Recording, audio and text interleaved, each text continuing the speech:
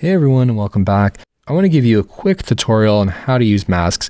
Super easy because we're going to be using them very quickly over here. So masks basically hide and show the different parts of an image that you really want to hide or show. So if I use my plugin over here just to grab an image from Unsplash. So I'm going to scroll through here. I'm going to use this image. Now I like this image. It's pretty cool. But what I'm going to do here is I'm actually just going to cut everything out. So you can do this by grabbing like anything. You can use masks with anything. They can be different shapes. They can be like vector shapes. You can use them with imagery.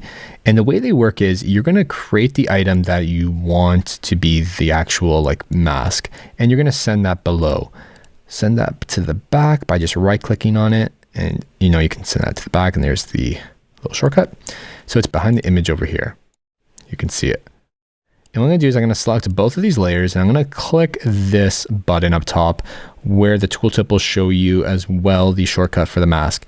And then it creates this group. It's a mask group. And then you can adjust the mask size.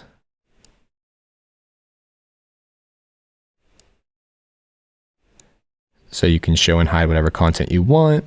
And you can also just go ahead and, make that group as large as you want. That image is going to basically stay to the proportion and not show the content that you didn't want to show originally.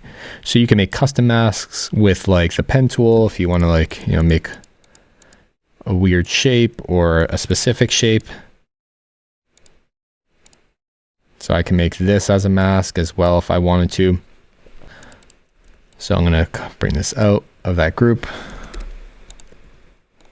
and bring this behind it and create a mask.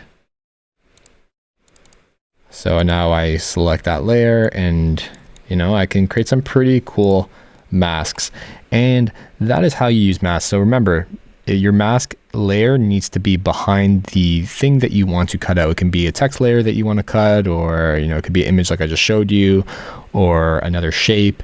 But that is the basic anatomy of a mask.